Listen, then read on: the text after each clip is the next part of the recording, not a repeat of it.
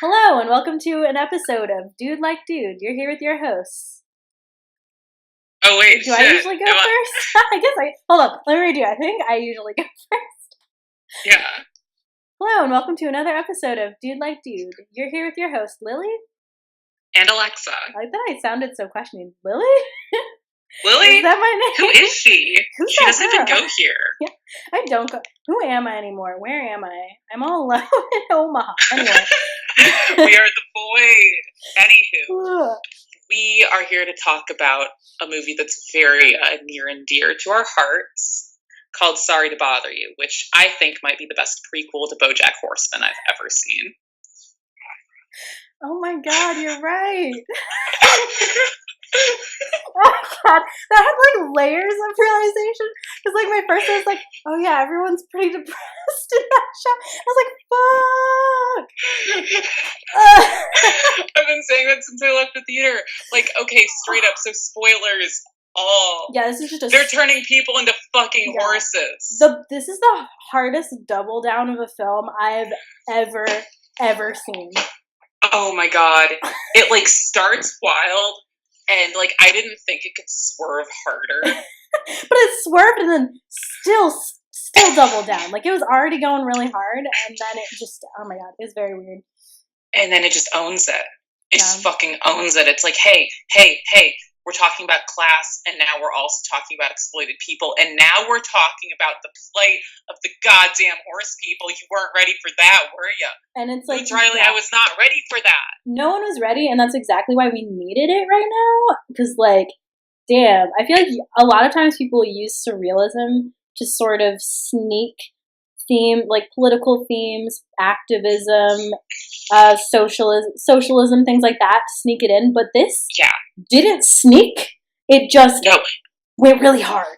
It like wore its politics on its sleeve in a way that I think was just so like refreshing. Yeah, I agree. Yeah. I sort of thought that the color choices really stuck with me because it had I think it was the second scene.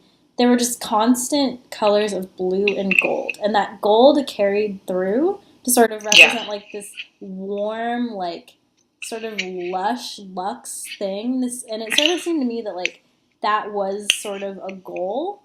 And when he got into the White Tower, when Cash got to the White Tower, it was a lot of that same color. This really warm kind of, no, you're right. That totally is a through line. Yeah. And then I think maybe, sorry, go on. No, I was just going to say, like, underpinning the whole, like, desire for wealth and all that. Like, It's a nice sort of, like, subconscious reminder.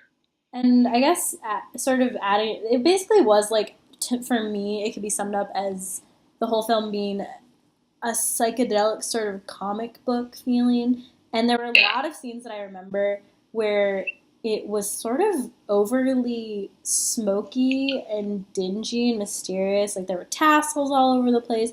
A lot of the scenes in bars were just... It was the neon. All the neon. Yeah, exactly. And I feel like that was important for the tone. Like, everything would have seemed a lot more ridiculous if they weren't so consistent all the way through with the sort of vibe that the aesthetics put forth. So I think that's something that like I think the film should be commended for. Yeah, no, I think it did a really solid job at selling you on this heightened world and remaining consistent in how that like it allows you to like it's just detached, like it's just like kind of heightened looking enough that we can like allow for things like in the first act it's like, oh, white voice. Yeah. That's interesting, but like we're kind of primed for that just based on the sort of like everything had this like really nice like warm saturation to it. Just like it felt like a little dreamlike almost. Yeah, I agree. Yeah, and that's a good way to put it. And plus like the practical aesthetics of like all the neon just works better for lighting a predominantly black cast. That's almost entirely black cast. You're right. Yeah, no, I can shoot you a video essay on the use of neon light. Yeah, please do. That's really interesting. Because just like on a practical level, like it's just going to look better. Yeah, that like this is sort of a tangent, but one of my greatest pet peeves, and I feel like it's not racist, but it's definitely one of those small. No one knows how to like black people. Well, I was gonna say it's like a weird microaggressive thing about our society is that no technology is made with like black tone faces in mind. So it's like I will never be able to take a selfie with someone that doesn't make me look bad. It's like this is designed for you pale that's folk. super real. That's super real. I was literally just having this conversation with someone. Yeah. And it's wild. And no, like film in particular, media in general, but like film in particular is really responding to this with just tons of neon. Mm-hmm. And like as a critter that just fucking loves neon, yeah, I'm so happy. I'm here but for then, this, yeah. I got a couple things I want to show you after the podcast or after we're done recording this. But yeah, so like, I mean, I do think the film works as like a very strong example of like neon lighting for like both thematic and practical reasons. And I hope to see more of that. Yes. Because neon's pretty. I feel like if we are coming on a younger generation of filmmakers, you're probably going to see more of it. The second someone gives me a fucking budget, you're going to see a shitload of it. Yeah, I'm ready. Like, let's go. I don't know if you've seen the way that I like to light with neon. Mm-mm. I'm going to send you a thing after we're done. Yeah, I'm going to show my art to you. Yes. Okay. Whoa. 2 more bullet points, I think, and then we'll be done. Really, really briefly. I like to just be like fully, I like to really just cover everything that I thought of. The music, fucking tune yards for days, and then Boots Riley's band. Like, apparently he's had this idea for this movie for a long time, but he couldn't get it produced before he wrote the music for it, so his band / the music has been out for ages, and then now that is the soundtrack for his film. It's pretty great. Wait, I love that. That's so cute. Isn't it? And then, yeah, Tune Yards did stuff. But did you notice at the end, the music sounded like alien music? Like, they made it sound very, like, cartoony alien-y. Kind of. It was anyway. That's like it's so unimportant in the grand scheme of things, but I thought it was interesting because it sort of just it was compounding the fact that it was a surreal thing. But. Yeah, no, the entirety of the mise en scène is just it's good shit. Perfect, good shit. Anyway, and okay, I didn't tell you this, Lexa. This is kind of it's not off topic, but is not on my script thing that I'm looking at. Yeah. So I wrote a really like. High effort essay about Tessa Thompson's Detroit character because people were saying, oh, she's Manic Pixie Dream Girl, blah, blah, blah. And I sort of had to think about that. So I was like, yes, I was very, very dazzled by her. And outwardly, she was kind of that. But then I sort of dug into it and I'm like, not the case. Anyway, I'm going to like link the essay because I'm not going to get into it. But the point being, I tweeted at Boots Riley and he retweeted it. Yes! Oh my god! I can't believe I didn't tell you. I meant to Okay, yeah, link the essay, put the essay in the description, like... I will. No, because I want to read that, because I think you're right. Like, I think at face value, Detroit, like, she doesn't have, like, is immediately visible of, like, an arc or, like, a B-plot type thing. Mm-hmm.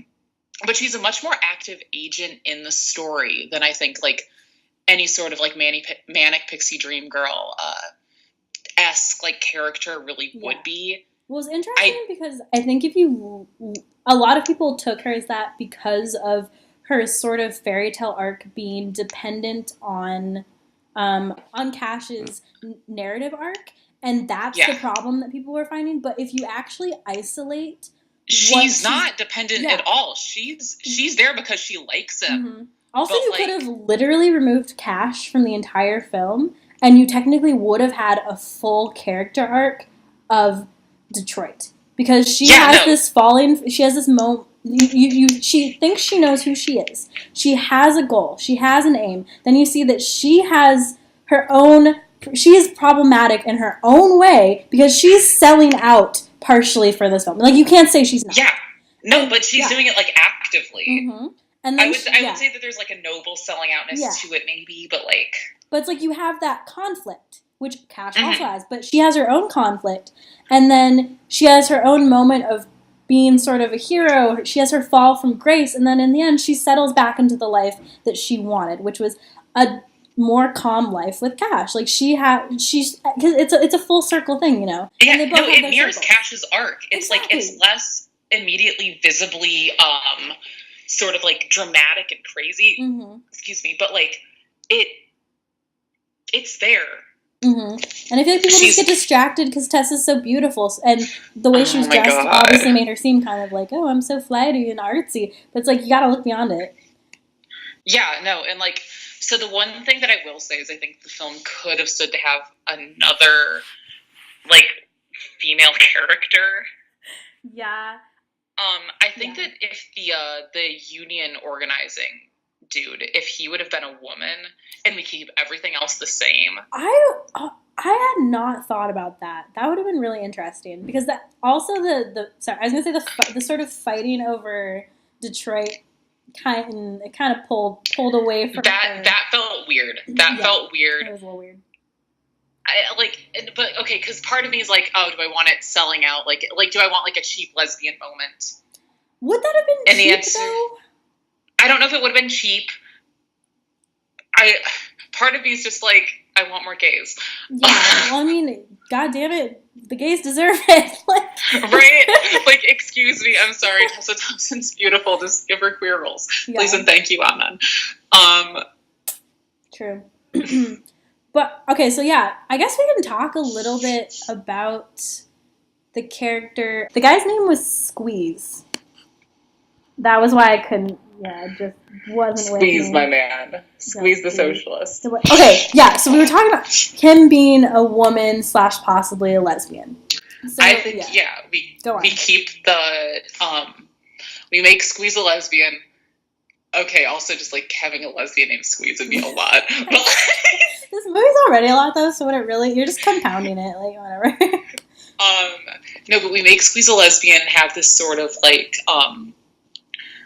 activist organizer chick. And we keep the plot the exact same, but all of a sudden, maybe, like, kind of tease out, like, I think that's a round enough character that it wouldn't feel like shoehorning in anything. No, I agree. And like just having this really just bluntly queer but not like digging into the queerness of it would have been like, I think that would have like helped just as like another like bit of flavor to the whole thing. I would agree with that. I also feel that, frankly, I think the scene where Squeeze and Detroit are talking about why she's with Cash, I think that is the only romantic scene that I really would have needed between Detroit and at least male Squeeze. Like, I really do think that had she ended up with him in the end, that would have made sense to me. That would have been a sort of surprise. It would have inverted the fairy tale ending because they went really hard, and by they I mean Boots Riley, went really hard with that fairy tale ending stuff. Like, they literally are coming together in the last scene while fighting is going on. They're like, oh yes, we're finally back together. Like, she should have just ended up with Squeeze, or had that romance not been there at all, because I don't think it really added to her character that much. Yeah. Because she already admitted that she wanted to be with Cash because he's simple. Like, what more do you need? Like, that says more about her character to me than her having issues about, like, oh, am I going to be a Squeeze because he's, like, more you know what I mean? Like, he's more, like, we align on certain things more. Yeah, no, I think, like, the whole, like, there are, on the whole, I do feel that, like, the film, I adore it. It's straight up, it's a 10 out of 10 film, but there are parts of it that are kind of clunky. Mm-hmm. It feels like it was, if it was trying to go the route of sort of staining very standard narrative choices with the fact that it was bonkers. If that was the goal, I think then it achieved that okay, because it did have all of these very stereotypical elements. But if it was just trying to have a good story and have, like, very nuanced characters, I think there were a couple of parts that just didn't need to be there. It felt like it was trying to juggle maybe one too many balls, but that being said, the fact that it was trying to juggle, like, how many different themes, like, blatantly, and, like, just so also being fucking bonkers, and having this, like, super, like, fantastical version of Oakland, and just all this, like, it's, like, I do think the film, by and large, succeeded. I agree. I think it was actually one of the most successful juggling acts that I've seen, because it was, you know, I think only a 2-hour movie or something like that. Sure, but I felt like it somehow managed to fit 5 hours worth of content in. And I thought that was spectacular. Like, that's amazing. Yeah. It's, oh my god, okay. Like, and should we, like, dig into some of the thematic elements a little bit? I might turn on, I'm trying to decide if I want to turn on my light. I feel kind of, like, creepy. I guess it doesn't matter because we're not using film, though. So, whatever. I'm just going to stay in the dark. Okay, so some themes. Obviously, the utopic society theme and how that's, like, false consciousness. That was just a hard false consciousness film. I'm so glad I got to use some of my political science knowledge. Thanks to Sham from Carson College. Bless up. Look, we paid for 4 years of college, and now we can talk on a podcast. It's just what every professor would have wanted for us. I'm trying to see if I wrote down some of the themes, but you can, if you have some off the top of your head, go at it. I mean, like, I don't even know how I want to, like, begin talking about all of this. I'm like, let's talk about this. I'm like, I don't know how to talk about it. But, like, it just, like... We could sort of think of it chronologically, like how it sort of introduced it. It starts dealing with, like, class struggle, and then tethering that, like, immediately into race, and then tethering that immediately into a sort of, like a wage slave system thing. And kind of, like, doubling the fact that then, like, Cash later is, like, literally selling slaves. It's, like, funny as hell. But, like... That's crazy. That scene, oh my gosh. The scene where he's in the mansion, and he's doing the rap. I'm not going to repeat it, because I'm like, I don't want that out on the internet from my mouth. Right. But you know what I'm talking about. Oh, yeah, no, that rap. The rap that I can definitely not repeat. Exactly. Oof. That was such a hard scene to watch, because it felt like it encapsulated everything that was undergrad. Every party at undergrad. But also, it captures sort of this is going to sound a little weird, but I feel like I can get away with it. It's the sort of fact of being an in-between races that is such a weird place to sort of exist in. Because, like, you are, like, Cash was black enough to want to be put on the pedestal to represent all blacks everywhere, and therefore he was interchangeable with, like, every rapper and hard thug ever. But he's also, like, he's trying to play, he's white enough, particularly through the white voice, to be invited into this white castle. It was very weird. And oh my god, and that whole, this just, like, makes me think back to every scene. My favorite scene is the elevator scene. Do you remember the elevator scene? That woman, I think I even quoted some of it on my phone, because I was like, I need to remember this. Oh my god. Oh my wait, when she's talking about how, like fucking, like, fertile he is and shit? Yeah, she's like, you're so fertile. 35% of men who wear pink start a franchise. You're in your sexual prime. My profile. Yeah, like, you're in your sexual prime. Like, it was mixing virility, and it was having an American virile dream be equated with like, wealth, and with Yeah. whiteness, which I thought was very interesting. So with that Right, aspect. Right, and just being, like, very foregrounding with that. Which, now I'm thinking about it, is sort of ironic, because I feel like the stereotypes are often that people who are, like, Black or Hispanic are more masculine. So that was kind of weird. Now I guess the way that I see that is it's kind of like a way that, like, corporate America wants to see itself. Yeah. So it's kind of like leaning into these things, and then that's being juxtaposed with the fact that Cash is Black, and then so it's kind of this, like, weird dissonance. Mm-hmm. Right. No, I think it was supposed to feel like it's like just levels of, like, kind of uncanny almost. Yeah, it's true. Yeah, I'm trying to think any other themes. I guess, like, the general American dream, it could sort of be a theme. Like, demystifying the American dream a little bit. Yeah, because you sort of see someone who goes through and is elevated through his abilities, but, like, he manages to climb up this corporate ladder.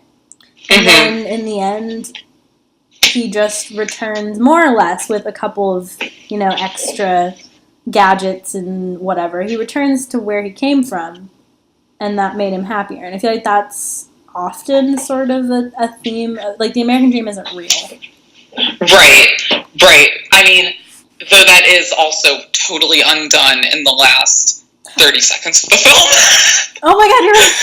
Because he turned into a fucking horse. I forgot about that. There was so much that was, like, it was sort of how I think I think it was the equivalent of a jump scare, but in a surreal film. Yeah. It just sort of kept being turned. It was like if you had an hourglass with sand in it, and you just keep flipping it over. That was sort of how I felt every, like, few scenes or so. I'm just like every, like, 15 minutes, it was just like, oh! like, but then the film, like, it doesn't play it like any of those are supposed to be, like startling moments. Like, I mean, you get Armie Hammer's crazy ass with his horse coke being all, like, yeah, no, I was gonna explain all of that. Like, when Cash comes back after, like, stumbling upon the horsemen, and Armie Hammer's like, yeah, I have a video describing all of this. We're going to replace the workforce with horse people. Yeah. And just, like, getting at this idea of this, like, just at how batshit fucking bonkers a capitalist system is, that, like, this is, like, a semi-plausible, like, you could totally see someone being like, we can save, like, so much money by cutting our workforce in half and replacing, like, every 5 workers with one horseman because they can just do more power. Like, is so, it's so on the nose, and it's so refreshing to see a film just feel like, yeah, this would fucking happen. Yeah, because they didn't frame it as a dystopian future by any means. Like, it was not just, is dystopic a word? Dystopic? I'm gonna hope dystopian. That's a word. Yeah, it's not dystopian in the least. It is so grounded in a style. It's a stylized reality, but it is a reality. Yeah, I mean, like, it's. I read it as a kind of, like, we're not dystopian, but we're on the en route to just a dystopian setup. Because, I mean, you've got the like, effectively, like, prison camps that people are joining. Yeah, that's true. It's like a it's like a comic book prequel to a dystopian, like, folk. Right, to horse people, just to BoJack Horseman. Yeah.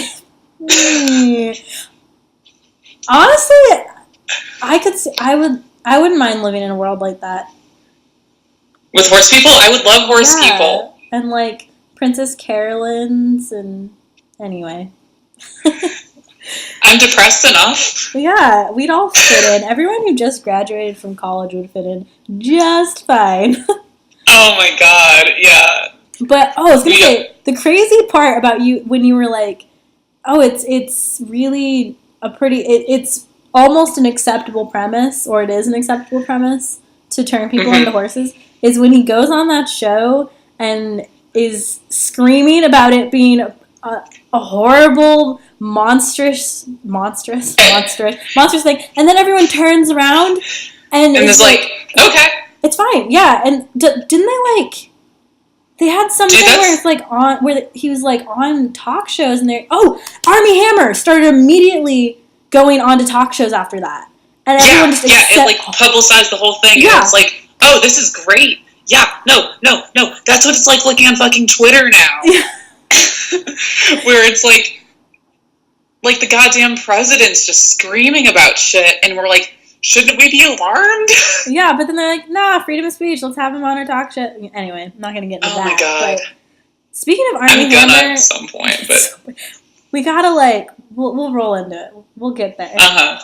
But, one little fun fact that I heard about Armie Hammer's character is that part of the reason, costume design-wise, that he's so unsettling to watch was that he had one slightly different colored contact in one eye. So there was just a little dissonance there to make you just like, ooh, something's off. Yeah, no, because usually I want to fuck Armie Hammer whenever I see him, and I'm just like, I feel like he's always playing weird shit, but maybe I'm wrong. I don't know. Armie Hammer's not in my list. No, thank you. Yeah, he's a little he's no, especially after watching this film, absolutely not. Yeah, no, but oh my God, and just God, I wish. Just like, God.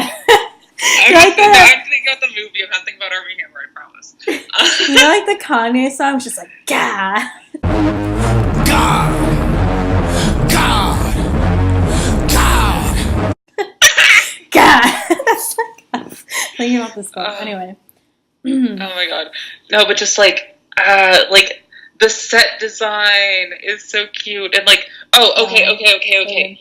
Thoughts on Detroit's when she's her performance art? Yeah, that one. I'm curious to hear what you have to say about that. I'll process something. Okay, so as a connoisseur of bad performance art, that was peak. Yeah. Good bad performance art, so very on the nose with because we have the audience participation, we have obscure poetry, or not poetry, but references to film, and the recitation. It was very Maria Abramovich, this sort of, or Yoko Ono cut piece type thing. So it's this premise that's been done. I thought it was kind of brilliant to posit her as this artist, where her magnum opus is something that was cliche by the 70s. Yeah. Just the whole the cherry on top of her honestly, really, I would love to actually look at some of the the set design for the gallery and see what her works were a little bit more closely, because those seemed very in vogue with a lot of contemporary art that I've seen. Yeah, it kind of, but from what I remember, and I could be misremembering this, but it kind of reminded me of Mark Bradford stuff a little bit. Oh yeah, or at least the stuff it's super Mark Bradford. Yeah, where it's distressed, but I mean, as far as the Mark Bradford stuff that I've seen, which was not overly politicized, because that's just where I saw it.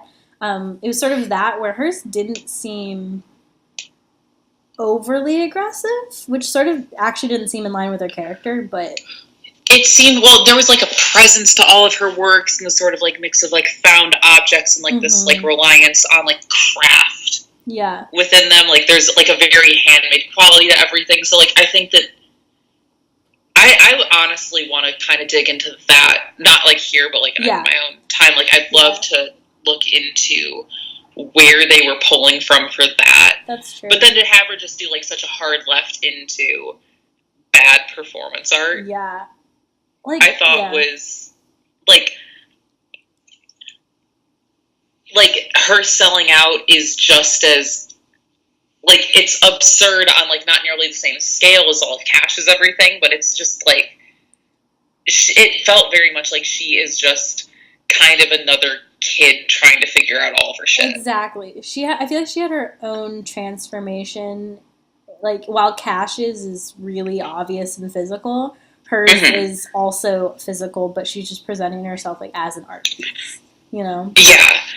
Yeah, and just, like, and then she also had her own, like, white voice and all that. I got so confused, because when I was listening to her in the gallery, right when the scene started, she was talking to some, I guess they're just guests. I don't know if they're investors or not. I'm sort of assuming, for the sake of what I'm going to say, that they were potentially going to purchase her art. She sounded really pandering.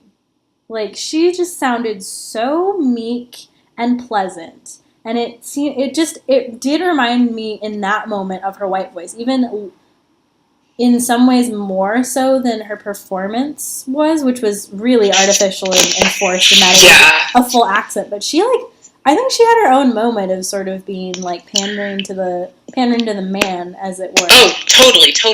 Like, all of her, everything in the gallery when she's, like, dealing with, like, patrons and donors and, like, potential buyers, it's like she is putting on just as much performance as Cash is. So it's kind of like, showing the, I guess, like, one could read it to be, like, revealing the sort of, like, hypocrisy in her character, but I kind of felt it as, like, more of a humanizing, like, at the end of the day, we gotta fucking eat, man. Girl, you need to read my essay. There's a line so perfectly encapsulated. I'll link it to you. Anyway, I'm glad we're, like, on the same page. No, I think about Tessa Thompson a lot, basically. Okay, we should just fucking... Have you seen Annihilation? No. Is that the one where she's, like, running in with a bunch of lady scientists? Yeah, it's with Natalie Portman. It doesn't look very good. No, it's so good. It's so good. Oh my god. Okay. No, like, in terms of, like, visuals, if anything, the last 30 minutes are, like, mind-blowingly beautiful. Okay. I need to, it didn't look good to me, but I will take your word for it and give it a try. Also, Oscar Isaac's in it. He's pretty. Who's that? The dude who plays Poe in Star Wars. I haven't seen Star Wars, but, like, I know who you're talking about. I haven't seen any of them. He's got a really nice back. Most underrated part of a human body is the back, I tell you. Oh my god, it so is. It, like, can be sensual, but also sexy, like... It's just... And it's so, like, abstract. I love backs. It's true. I love backs. Yay. Okay, let's see. I'm trying to think, do we want to move on to some like set designy stuff, like aesthetics, so colors, settings, costumes? Oh my god! We've kind of into that already with the gallery. I mean, we could talk about, if we're talking costumes, we can keep talking about Tessa Thompson. Any excuse to talk about Tessa Thompson. Jeez. If there's ever a moment where I am famous and someone looks back on this video, they're going to be like, she had the biggest hard-on for Tessa Thompson. And that's what both of us are going to be known for. Okay, but, like, I am okay with that. Oh my god. Now I'm just, like, thinking about her and Janelle Monáe more. Oh my god. My little heart can't take it. Yeah, anyway. Tessa, well, yeah, I guess we can talk about, like, her costumes, since we're on that subject. Yes. Costume, aesthetic, everything. Her bomb-ass fucking earrings. Oh my god. Like, yeah. I love the idea of, like, just having a character who, like, is really into her own aesthetic. So you, like, have this really creative, like, wild-looking character, and then, like, foreground in the text that, like, she is knowingly doing this, and it isn't just, like, this part of the, like, the diegesis of the film, but, like, or, like, the non-diegetic part for, like, the sense, or for the sake of an audience, but, like, that she is within the diegesis, like, actively choosing to present herself in this way, I think was, like, a really smart choice. Yeah, I agree. And, like, oh my god, just her shirts and her earrings and her hair and just her everything. Like, she had this, oh my god. Okay, I'm say a thing, because I'm gonna, like, just keep swooning, basically. Yeah. Well, when I was doing a little bit of research, I did hear that, like, so this is a pretty small team that produced this as far as the aesthetics, which I think is also maybe why it felt so real, is it was really pushed by, like, Tessa having her own opinions, and then also the costume / hair team. So they would go out and, like, they would be thrift shopping, which I think shows that her stuff isn't fake thrift, it's real thrift. Right, no, there's an authenticity to it. Which is ironic given, like, it has such a pop, like her earrings and stuff, that it was sort of like having an authenticity, but then having a comic book sort of pop there, which I was interesting. Yeah. I think you can sort of envision every scene, if you took a still of it, and her earrings were in it, those would be, like, the words, like, the pop, pow, zams of a comic book, which I think was really smart. But those pops are political opinions and sort of quips. So I thought that was cool. It could have looked really, really dumb. It was so close. It was so close. Like, it was so close to being obnoxious, but I think it felt lived in. Yeah. In a way that, like, which was, like, really smart, and I think that just... Oh my god. And, like, even, like, Cash had, like, a very, obviously not nearly to that, like, level of, like... Curation, but, like, he still felt, like, human. He didn't feel like he was dressing as a character. Yeah, I agree. I think, like, the best example of living, like, having a living character and not someone who's wearing a costume would actually be Squeeze. Say more. I think that while his costume, while his outfits aren't necessarily what you would think of first when you think about the film, he looked like the everyday man. And I think his sort of falling into the backdrop was very much in line with his character, while his personality, I think... You can see that he's, in a way, trying to present himself also in a sort of, how would I put this? In a palatable way. Like, he sort of almost embodies his white voice. Yeah, he's putting on an act, whereas Squeeze is this... Like, I swear to God, I think Squeeze wears the same fucking pair of pants through the entire film. I think he might. I'm just gonna look up visuals of him from it, but... Because, like, he is so nondescript in a way that I think is brilliantly juxtaposed against Tessa Thompson. But then, yeah, no, you're right. Like, I do think Cash, like, his feels the most... Like, it starts really organic and then starts taking on this artifice as he... evolves as a character and as he starts, like, really trying to sell himself as this, like, as someone who he, like, isn't, but also, like, I don't want to say that, like, it's a uniform. Like, he has a uniform. Yeah, it's a uniform, but, like, at the same time, I think he's kind of, it doesn't feel foreign to him. Like, he is, I think that the film did a really good job of being like, Cash is kind of a dick. Yeah, but he's he's a very human dick. Like, it's not so... It seems he has a very horse dick by the end of it, but, like... I feel like I've met Cashes of the world, and I feel like I've met some variant of most of those characters. Yeah. And I think that's kind of important. But yeah. And it's interesting that you use the word nondescript for Squeeze, because I have a couple of things, like, sort of bullet points. Because I think you need to really analyze him as much as you do the other two characters. So I feel like he sort of falls by the wayside as sort of a way to... He's used as... He actually, I think, is the closest that I could find. To a plot device? To a plot device, yeah. To being what women tend to be in films. actually. Yeah, no. Because he pushes forward the other two people's narratives. It's through him. He is like the epitome of a side character. Yeah, it's through him that Tessa learns about what she wants and what she doesn't want. He gets rejected at the end, and it's so well shown when he sees the two main characters coming together in the last scene, and he just shrugs.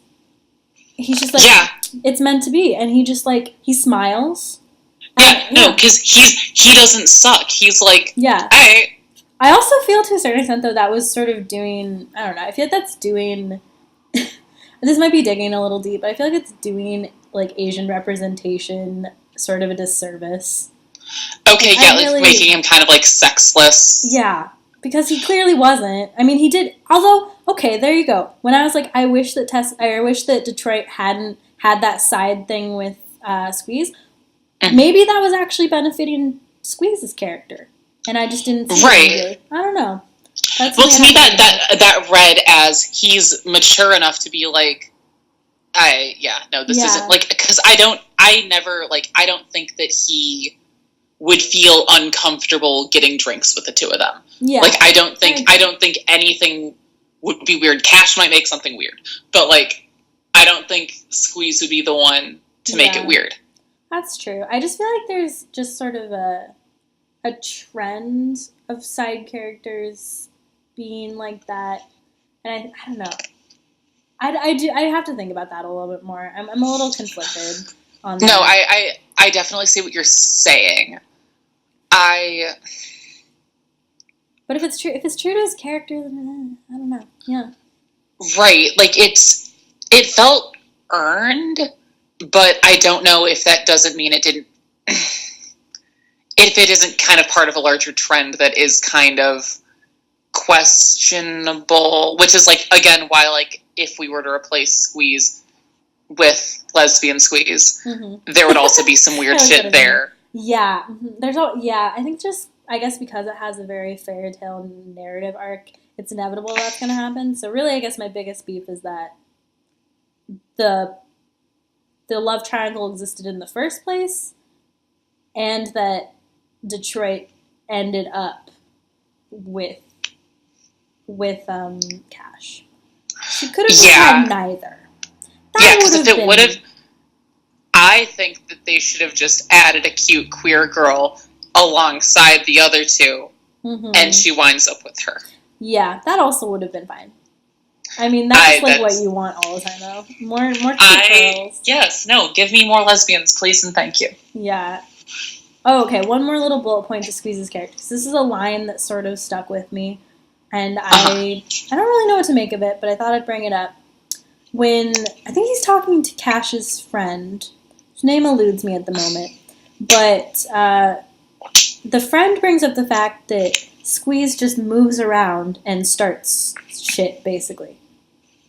So, the sort of subtext for me being that he doesn't really fully integrate.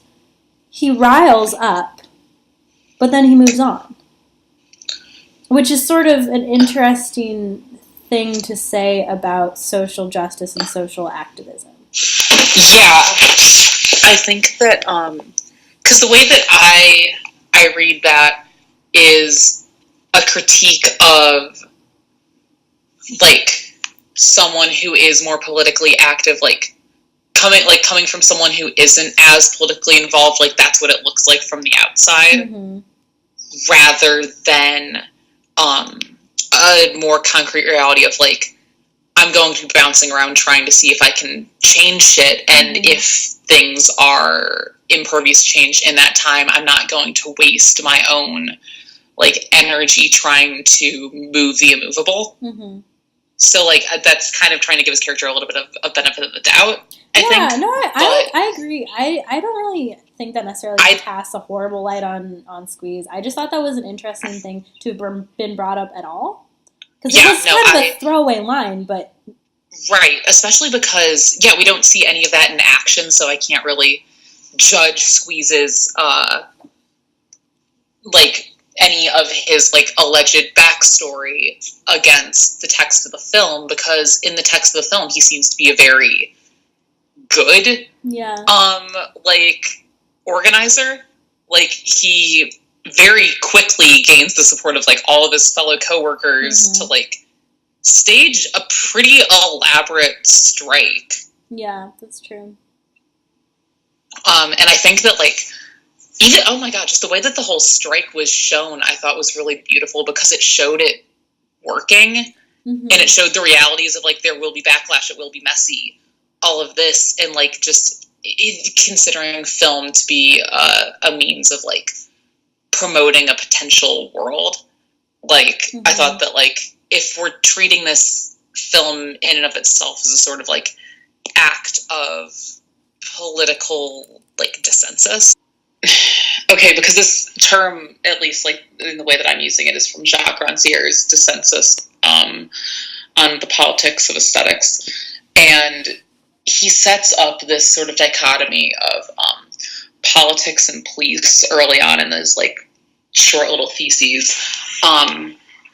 And so politics being, like, everyday people, and then police being not so much like the force of the police, but rather this sort of consensus of the norm, and sort of, like, the modes of discourse that sort of, like, decide what is, like, viewable and sayable within, like, the political sphere.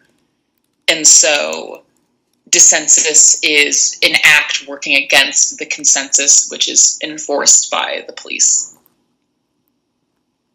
If that makes sense. So dissensus is kind of just, like,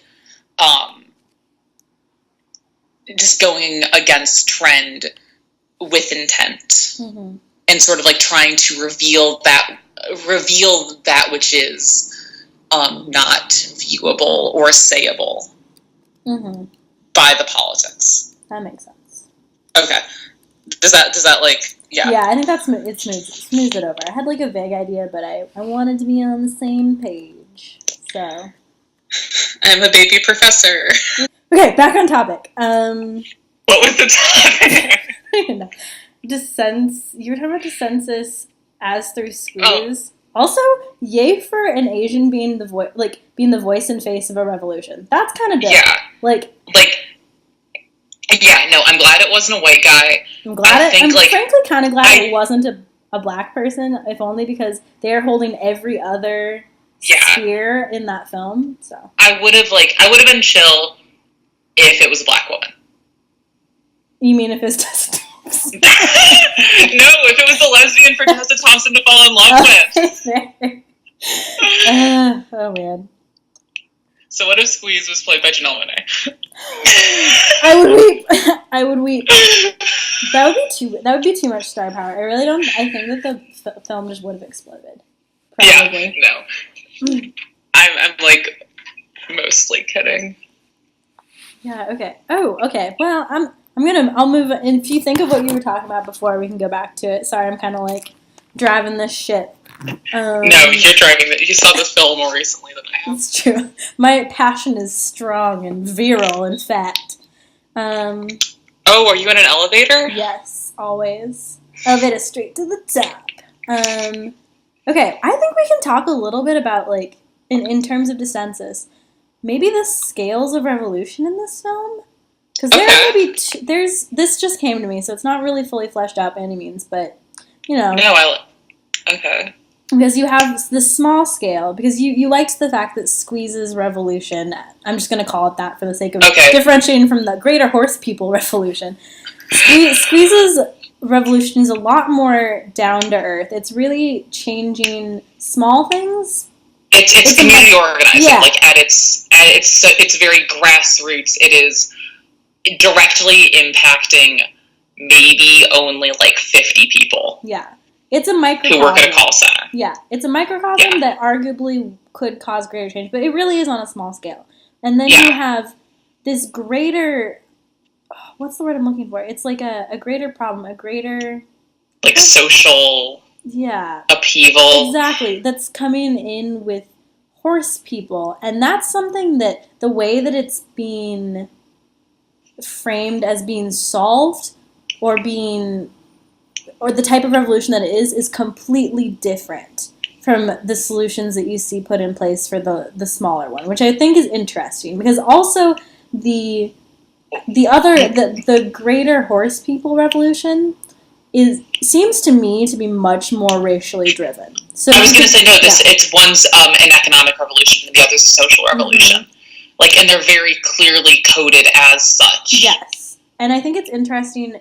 You don't have to take it this way, but if you want to sort of glean some message from those two revolutions being so differently solved, it's that maybe sometimes pushing through with some amount of just like vigor, and I don't want to say violence because I'm going to say it. Some amount of like direct action. Yeah, direct action needs to be done because that is what happened in the film. If you take every sort of action in a film as trying to push forward some sort of message. I mean, that's why I dug into the squeeze being someone who moves around a lot. I'm like, I think with every dialogue piece or every detail that's put in, there's something being said by someone, and that is usually going to be the filmmaker. I can't speak for Boots, but I can try to analyze, you know? No, but I think, but getting back to that line of him moving around, I think that could just be a comment on how he's really only focusing on these very grassroots community organizings where he's only really changing the lives of a couple dozen people. Mm-hmm. And so it doesn't feel like it's doing a lot, but it's sort of showing, I feel like the film works as a vehicle for showcasing that this sort of change is still just as valid and is just as palatable, and that especially economic reform might not have to necessarily be just working at a national level, but at a local level confined to just one workplace. Mm-hmm. And that's still just as valid and can feel just as powerful getting something through as the total social acceptance of horse people. Yeah. And maybe it's just sort of there's, if I want to look on the bright side, this idea that there are a lot of different ways for there to be change. Yeah. And there isn't just one set way. Which I guess is more of, as I tend to err on the side of pessimistic messaging, but I think I like optimistic messaging, yeah. So I think, I'm going to try to be more like you and be a little bit more optimistic about it.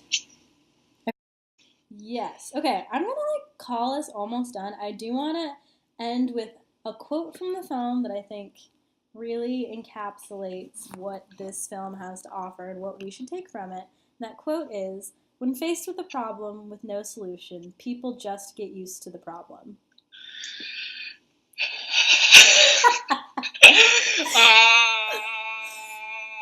I think we might just leave you there. Right? You have anything else to say, Alexa?